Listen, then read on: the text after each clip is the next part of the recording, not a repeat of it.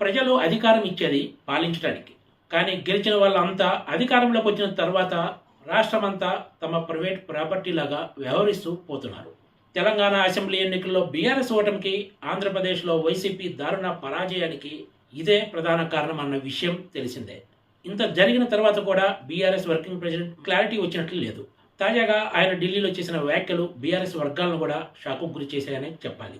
ఆంధ్రప్రదేశ్లోని జగన్ సర్కార్పై ప్రజలు ఎంత కసితో ఉంటే గత ఎన్నికల్లో 151 సీట్లు సాధించిన వైసీపీని కేవలం 11 సీట్లకు ఎందుకు పరిమితం చేశారో గుర్తించకుండా ఆంధ్రప్రదేశ్ అసెంబ్లీ ఫలితాలు తనకు ఆశ్చర్యం కలిగించాయని కేటీఆర్ వ్యాఖ్యానించిన విషయం తెలిసిందే. అంటే ఇటు తెలంగాణతో పాటు అటు ఆంధ్రప్రదేశ్ ఫలితాలు చూసిన తర్వాత కూడా వీళ్ళు ఏమాత్రం వాస్తవాన్ని గ్రహించడం లేదనే చర్చ సాగుతోంది.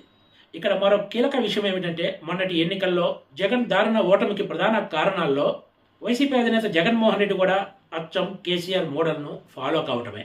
ఇదే అభిప్రాయాన్ని చాలామంది వైసీపీ నేతలు కూడా వ్యక్తం చేస్తున్నారు. అటు కేసీఆర్ ఇటు జగన్లు పార్టీలను ప్రైవేటు కంపెనీల తరహాలో నడిపారని, అందుకే ఇప్పుడు ఫలితం అనుభవిస్తున్నారంటూ వైసీపీకి చెందిన ఓ కీలక నేత వ్యాఖ్యానించారు. అధికారంలో ఉన్నప్పుడు ఇదే కేటీఆర్ ఆంధ్రప్రదేశ్లో రోడ్లు ఎలా ఉన్నాయో చూడండి, మీకు తెలంగాణకు ఆంధ్రప్రదేశ్కు తేడా తెలుస్తున్నట్టు వ్యాఖ్యానించిన విషయం తెలిసిందే.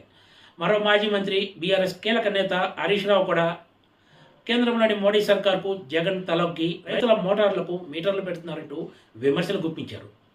రాష్ట్ర విభజన జరిగితే తెలంగాణలో భూముల ధరలు తగ్గుతాయని ప్రచారం చేశారని, కానీ ఇప్పుడు తెలంగాణలో భూముల ధరలు ఎంత, ఆంధ్రప్రదేశ్లో భూముల రేట్లు ఎలా ఉన్నాయో ప్రతి ఒక్కరికి తెలుసంటూ ఎన్నికలకు ముందు బీఆర్ఎస్ కీలక నేతలంతా ఆంధ్రప్రదేశ్ ప్రభుత్వంపై వ్యంగ్యాస్త్రాలు సంధించిన విషయం తెలిసిందే. ముఖ్యంగా జగన్ పాలనను టార్గెట్ చేసుకునే వీళ్ళంతా మాట్లాడారు. కానీ ఇప్పుడు మాత్రం కేటీఆర్ జగన్ ఓటమి తనను ఆశ్చర్యానికి గురి చేసినట్టు వ్యాఖ్యానించడం విశేషం. జగన్ పెద్ద ఎత్తున సంక్షేమ కార్యక్రమాలు చేశారని, అయినా కూడా ఓడిపోయారంటూ ఇప్పుడు కేటీఆర్ కొత్త థియరీలను తెర మీదకు తీసుకొస్తున్నారు. దేశమంతా కేసీఆర్ పాలనను కోరుకుంటున్నారు. తెలంగాణ మోడల్ దేశానికే ఆదర్శంగా నిలిచిందంటూ అధికారంలో ఉన్న సమయంలో గొప్పలు చెప్పుకున్న కేటీఆర్ ఇప్పుడు తాము ఏ కూటమిలో లేనందనే దారుణ ఫలితాలను చవిచూడాల్సి వచ్చిందంటూ వ్యాఖ్యానించడం మరో విశేషం. ఇప్పటికీ కేటీఆర్ తమ వైపు జరిగిన తప్పులను ఏమీ గ్రహించడానికి సిద్ధంగా లేనట్లే కనిపిస్తుందని ఆయన తాజా వ్యాఖ్యలు మరోసారి నిరూపించాయంటూ బీఆర్ఎస్ వర్గాలు కూడా అభిప్రాయపడుతున్నాయి. కేవలం ప్రజల దృష్టిని మళ్లించడానికే కొత్త థీరీలను చర్చకు పెడుతున్నారంటూ వ్యాఖ్యానిస్తున్నారు. ఈ పరిణామాలన్నీ చూస్తుంటే అధికారంలో ఉన్న పార్టీలను ప్రజలు ఎందుకు ఓడించారో గ్రహించడానికి ఆంధ్రప్రదేశ్లో జగన్మోహన్ రెడ్డి కానీ, ఇక్కడ కేసీఆర్ కేటీఆర్లు కానీ సిద్ధంగా లేరనే అభిప్రాయాన్ని ఎక్కువ మంది నేతలు వ్యక్తం చేస్తున్నారు. అంతిమంగా ఇది ఆయా పార్టీలకు రాజకీయంగా నష్టం చేసే అంశమే తప్ప ఏమాత్రం లాభం చేకూర్చదని సీనియర్ నేతలు వ్యాఖ్యానిస్తున్నారు.